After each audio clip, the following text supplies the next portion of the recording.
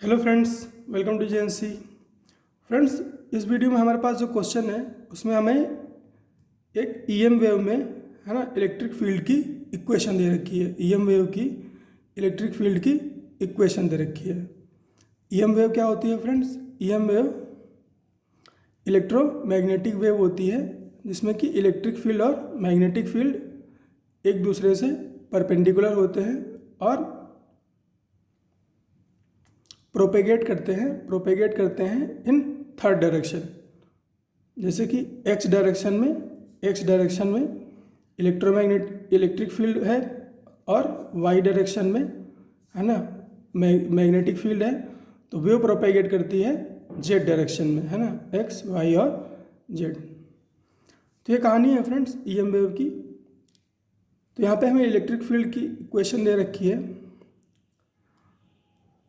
2 sin 0.5 into 10⁻³ x plus 1.5 into 10⁻11 t जे cap Newton पर coulomb. हमें इसके लिए कैलकुलेट करना है velocity of wave in non magnetic medium में, डायरेक्शन ऑफ प्रोपेगेशन। ये इलेक्ट्रिक फील्ड की इक्वेशन दे रखी है, तो हमें मैग्नेटिक फील्ड की इक्वेशन निकालनी है BT। Permittivity of medium calculate करना है और एवरेज एनर्जी डेंसिटी कैलकुलेट करनी है। तो फ्रेंड्स, पहले आप इस क्वेश्चन को अपने से ट्राई कर लीजिए, उसके बाद आ जाइए मेरे डिस्कशन पे।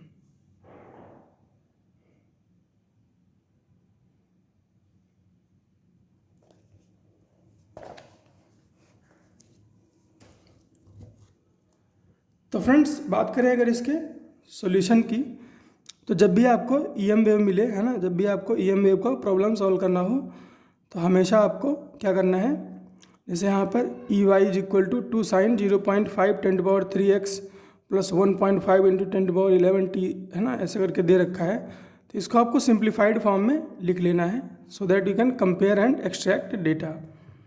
तो इसको हम सिंप्लीफाई करेंगे तो ये आएगा E is equal to E0 sin kx plus omega T. तो यहाँ से हमारे पास क्या आ जाता है, k की वैल्यू क्या आ जाती है 0.5 इंटू 10⁻³ और ओमेगा की वैल्यू क्या आ जाती है 1.5 इंटू 10⁻11। ये k क्या है फ्रेंड्स? ये k जो होता है इसको वेव नंबर बोलते हैं और जो ओमेगा है वो एंगुलर फ्रीक्वेंसी है। अब फ्रेंड्स, पहले पार्ट में हमसे पूछा था वेलोसिटी, है ना, वेलोसिटी ऑफ वेव, तो वो हो जाएगी फ्रेंड्स ओमेगा बाई के, है ना, वो ओमेगा बाई के हो जाएगी। तो ओमेगा की वैल्यू क्या है 1.5 इंटू 10⁻11 और के की वैल्यू क्या है 0.5 इंटू 10⁻³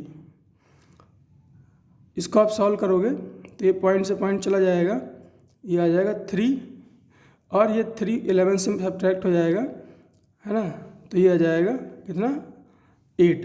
तो 3 इंटू 10⁸ मीटर पर सेकेंड, तो ये हो गई वेलोसिटी। सेकंड हमसे पूछा है प्रोपेगेशन, है ना, प्रोपेगेशन की डायरेक्शन क्या है। तो फ्रेंड्स, उसके लिए आप हमेशा वेव को देखो, है ना, और kx, है ना, kx प्लस ओमेगा टी अगर है तो इसका मतलब ये हुआ कि जो वेव है वो ट्रेवल कर रही है -x, है ना, -x डायरेक्शन में।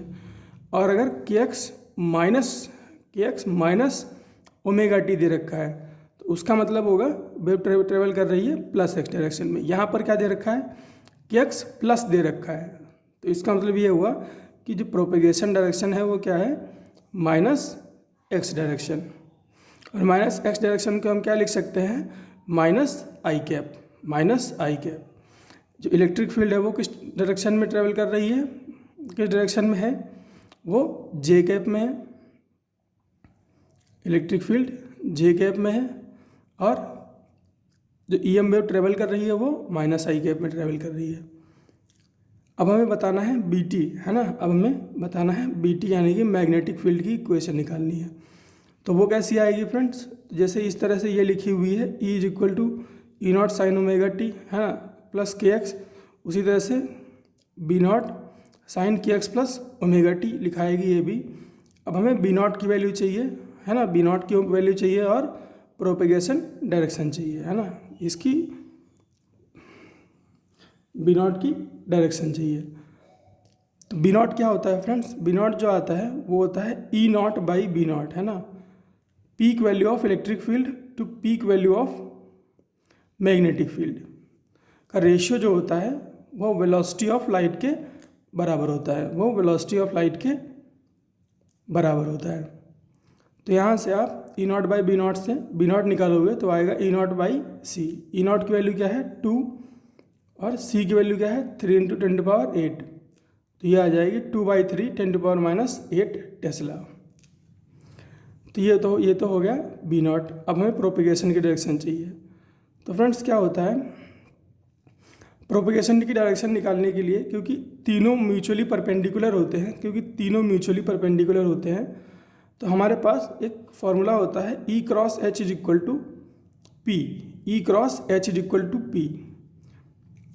अब अगर मुझे, है ना, अब अगर मुझे H की प्रोपेगेशन डायरेक्शन निकालनी है, मुझे H की प्रोपेगेशन डायरेक्शन निकालनी है तो मुझे क्लॉकवाइज चलना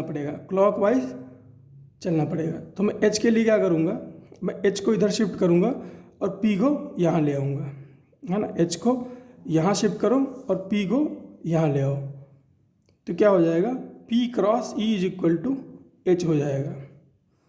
P cross E is equal to H हो जाएगा। तो P क्या है, प्रोपेगेशन डायरेक्शन क्या है, minus I cap. Propagation direction of electric field क्या है, जे कैप।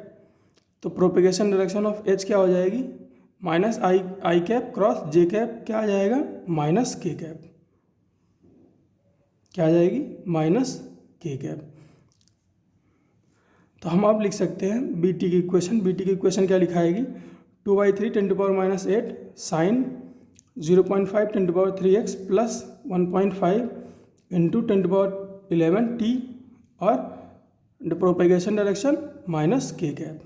तो ये बीटी हो गया।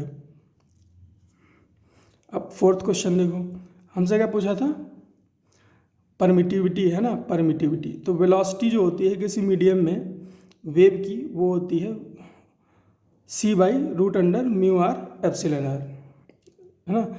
हमारे पास जो मीडियम है वो कैसा है, नॉन मैग्नेटिक है, तो उसमें क्या μr की जो वैल्यू हो जाएगी वो 1 हो जाएगी, तो ये तो 1 हो गया,